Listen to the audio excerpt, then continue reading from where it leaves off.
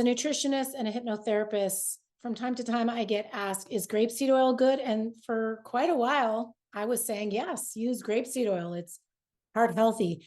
And probably about 2 years ago, I finally looked into it, and hopefully you will too. But if you just think about it logically, who consumes grape seeds? Yes, if we eat a grape, which by the way is a lot of sugar, so it's really hard for a lot of people to eat. But who picks out the seed and then gnaws on it? I mean, it's not really logical. So if you've ever looked into how grain and seed oils are made, usually they have hexane and other chemicals. So that's not really something you would choose to put in your body. And of course, when it's going through that chemical process in the labs and the factories, trace amounts of hexane is going to get into your body. And grapeseed is known as well as the other grain and seed oil. So I'm talking about canola oil, corn oil, safflower oil, and I'll show you the Hateful Eight. If you look up Dr. Kate, Drcate, her website, she talks about which oils are healthy and which are not. And by the way, even avocado oil, look online, do your own search on the internet, and you'll see avocado oil, I believe it's around 65% to sometimes 100% soybean oil. So when you think you're getting a healthy avocado oil, you better look into it, because a lot of the times it's been tested and it's contaminated with other oils. And obviously they're doing that to save money, the distributor. So either get it right from the source, from those farms, or check it out. As well as olive oil too. Make sure that you look into which olive oil is actually fully olive oil, because a lot of times it has soy and other oils mixed into it. It's really sad. I'm so sorry to report that to you, but if you look into it, you'll see that grapeseed oil is very high in omega-6, and omega-6 oils can cause a lot of inflammation. If you ever have friends having heart attacks, this really wasn't known until about the 1950s when President Eisenhower had a heart attack. It's hard for us because we don't remember growing up in the early 1900s, because most of us weren't born. So we wouldn't know or remember that President Eisenhower had a heart attack, and society really didn't hear about heart attacks. And now you probably have a friend who's had a heart attack in their 40s up to their 80s, and it seems so normal to us, but it's really not. Usually if you ask the people who've had a heart attack, they eat out at restaurants almost every day. And I recommend that when you go to restaurants, this is what I tell my clients, my friends, my neighbors, ask what kind of oil do you use for your salad dressing, for cooking that meat, for cooking the fish, and 95% of the time it's canola or soy oil. And why? Because it's very inexpensive. If you look into it, you'll see that we're so used to having electric lights in our cities, but it used to be whale oil, and then it was cottonseed oil, and then it was electrical. So what did they do with that cottonseed oil? They started putting it in our food. So once I learned this, I just threw it in the trash. I didn't even give it to any of my friends or family. I didn't even donate it.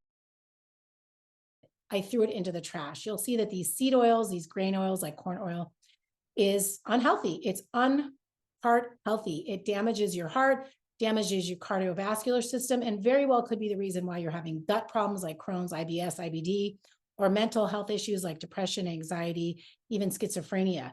So look into your seed oils. Don't eat the trans fats, which are margarine, Crisco oil. I mean, look into what does Crisco oil even mean? I won't even tell you, but it has to do with cottonseed oil. So surprise yourself and look into that. Also surprise yourself and look into canola oil. When I ask my clients and friends, family, neighbors, what is canola oil? They have no idea it comes from a rapeseed. It's this basically a weed in your backyard.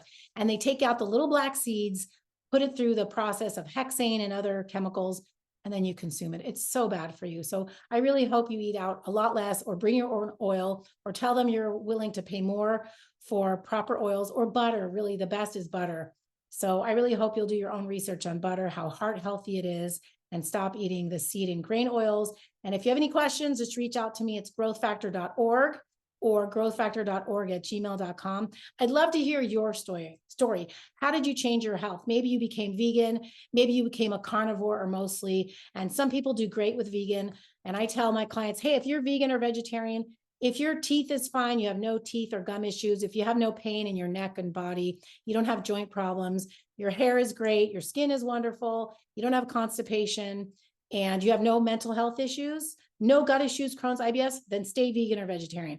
But if you're struggling in any way, you very well could be looking at the vegan and vegetarian seed oils. The vegan and vegetarian, for some people, it's too much lectins, phthalates, oxalates. Just look into that do your own research and see what those things mean, how they can be inflammatory.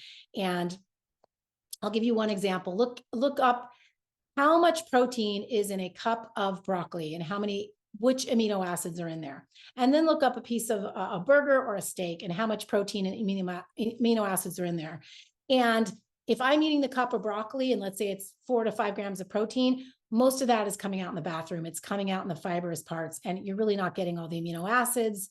You're not getting the other nutrients, such as the protein. And so if you decide to have meat, it might improve your mental health. It might improve how you're doing in the bathroom.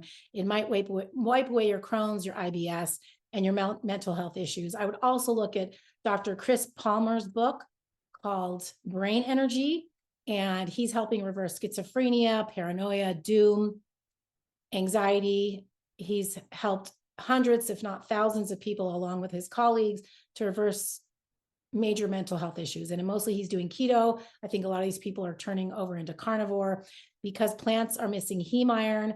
They're missing retinol, carnitine, carnosine, EPA. So look into that. And I know you don't want to be cruel to animals. You don't want to slaughter animals, but sometimes for some of us, if you are not going to sacrifice animals, you're sacrificing your own mental, gut, and joint health. So I would do your own research, and I really hope you enjoy my show.